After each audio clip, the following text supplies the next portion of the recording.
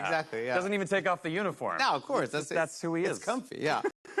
Let's talk about The Boys. Yes. It's brilliant. The final season. I'm bummed that it's the final, but I'm psyched that it's coming back because I love it. Yeah. It's coming out next week.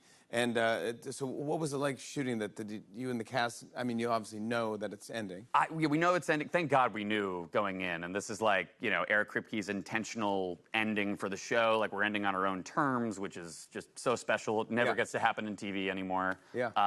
But it was great. Like, I've known these people for like 9 years. It's like 5 seasons, but it's been 9 years of just being on this absolutely insane show. Are you totally, it is an insane show. Yeah.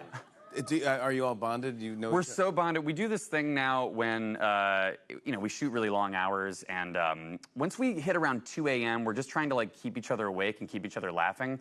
So we enter this phase, which I like to call goof hour, where we are just trying to make each other laugh at all costs. So there was a moment this season where I just started doing this thing. I could sense everyone was dozing off. Are you familiar with the gingerbread man from Shrek? Of course. Okay. So I would just out of nowhere would just go, "Do you know the Muffin Man?" You're like, what are you talking about? What is going on, everyone? Welcome back. Today we are talking about Jack Quaid, and he gave us some great insight into the final season of The Boys, which is coming out very soon.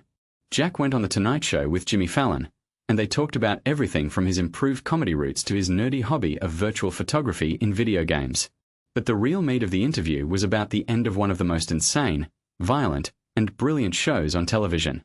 Before we get into that, let me tell you about a couple of fun moments from the interview. Jack shared that he recently got to do Improved with his mom, the one and only Meg Ryan. He was invited to a show called The Acting Class, which is a fake acting class, and he brought his mom along. He said she did not really know what it was because he was not pitching it well, but she just wanted to be part of his world and see what he does. And she crushed it. Giant laughs. No surprise there. Meg Ryan is a legend, and apparently, she is also a natural improviser. Jack also talked about his first show, Vinyl, which was produced by Martin Scorsese and Mick Jagger. He was 22 years old, terrified of everything, and one day he finished a scene, walked down a hallway, and Mick Jagger came around the corner and said, "Great scene." Jack did an impression of Mick Jagger dancing and pointing his fingers. It was perfect. He said no one prepared him for Mick Jagger whatsoever. You just go, "Yeah, thank you," and try not to par. Out. Jack also talked about his nerdy COVID hobby, virtual photography. In video games, you can pause the game and enter photo mode, which turns you into a camera in the 3D space. You can play around with lenses and filters and take pictures. He called it the single nerdiest thing on the planet. He showed some photos he took from a Spider-Man game, including one of Spider-Man relaxing on a ledge outside Radio City Music Hall. Jimmy said the photos were great. Jack said there is a whole community of people who do this. I did not know that was a thing, but honestly, it sounds like a fun way to combine gaming and art. But let me get to the main event. The final season of The Boys. Jimmy asked Jack what it was like shooting the final season, knowing that it was the end. Jack said that thankfully, they knew going in that this was the intentional ending from the showrunner, Eric Kripke. They are ending on their own terms, which never happens in TV anymore. Shows usually get cancelled without warning or dragged out past their prime. But The Boys gets to go out the way the creators want. That is special. Jimmy asked if the cast is bonded after 9 years of working together. Jack said yes, they are so bonded. They shoot really long hours, and once they hit around 2 a.m., they are just trying to keep each other awake and keep each other laughing. They enter a phase that Jack calls goof hour, where they try to make each other laugh at all costs. He shared a specific moment this season where he started doing an impression of the gingerbread man from Shrek. Out of nowhere, he would just say, "Do you know the Muffin Man?" The cast loved it. The crew, not so much. But it kept everyone's spirits up. That is the kind of energy you want on a set that deals with as much blood and violence as The Boys does. Then Jimmy asked the big question. In a normal superhero show, everyone usually lives happily ever after at the end. Is that something we can expect from The Boys? Jack laughed and said, "No. In no way. No. It's The Boys. It's not going to be a fairy tale ending in any regard." He said that characters, he would not say who, meet their end. And it is crazy. Really, really nuts. and it was emotional. He said he is covered in blood a lot on the show, and it was so weird to be covered in blood and various goos and also be emotional about it. Like, I'm really going to miss this, while drenched head to toe in fake blood. That is such a perfect description of what makes The Boys special. It is absurd and violent and disgusting, but it also has real heart. The characters matter.